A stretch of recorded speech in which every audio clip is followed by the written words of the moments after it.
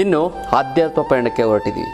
ಎಲ್ಲಿಗೆ ಅಂತಂದರೆ ದೇವರುಗಳ ನಾಡು ಅಂತ ಕರೆಸ್ಕೊಳ್ಳುವಂತಹ ಕೇರಳಗೆ 3 nights 4 days ಗೊತ್ತಲ್ಲ. ಎಲ್ಲಿಗೆ ಅಂತ ಅನಂತ ಪದ್ಮನಾಭ, ಚೋಟಾಣಿಕೆರೆ, ಮತ್ತು ಭಗವತಿ ಟೆಂಪಲ್ಲು, ಮತ್ತು ಕಣ್ಣೂರು, ಮತ್ತು ವಿಷ್ಣುಮಾಯ ಟೆಂಪಲ್ಲು, ಮತ್ತು ಅಲ್ಲೇ ಇರುವಂಥ ಒಂದು ಸಮುದ್ರ, ಬೀಚು ಮತ್ತು ಬೋಟಿಂಗು ಎಲ್ಲ ಅದ್ಭುತವಾದಂತಹ ಒಂದು ಆಧ್ಯಾತ್ಮ ಪಯಣಕ್ಕೆ ಹೊರಟಿದ್ದೀವಿ. ಈ ಒಂದು ದೇವರ ದರ್ಶನದಿಂದ ನಮಗೆ ಮಾಟ ಮಂತ್ರ ಆಗಿರ್ಬೋದು, ಮತ್ತು ಜೀವನದಲ್ಲಿ ನಾನಾ ರೀತಿಯಂಥ ಸಮಸ್ಯೆಗಳಿರ್ಬೋದು, ಅದೆಲ್ಲ ಮರೆತು ದೇವರ ದರ್ಶನ ಮಾಡ್ಕೊಂಡು ಕರ್ಮಗಳನ್ನು ಕೂಡ ಕಳ್ಕೊಂಡು ಬರೋದಕ್ಕೆ ಹೊರಟಿದ್ದೀವಿ ಅಲ್ಲ. ಇದೇ ನವಂಬರ್ ತಿಂಗಳಲ್ಲಿ ನಾವು ಹೊರಟಿದ್ದೀವಿ. ಹೆಚ್ಚಿನ ಮಾಹಿತಿಗೆ ಈ ಕೆಳಗಡೆ ಇರುವಂಥ ಒಂದು ಫೋನ್ ನಂಬರ್ಗೆ ನೀವು ಕರೆ ಮಾಡಿ ನೀವು ತಿಳ್ಕೊಳ್ಳಿ.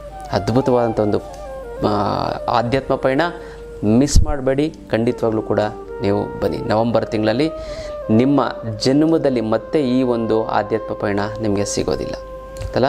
ಇದರಲ್ಲಿ ನಾವೇ ಇರ್ತೀವಿ, ಸ್ವತಃ ನಾವೇ ನಿಂತು ಆ ದೇವರುಗಳ ದರ್ಶನವನ್ನು ಮಾಡಿಸ್ತೀವಿ.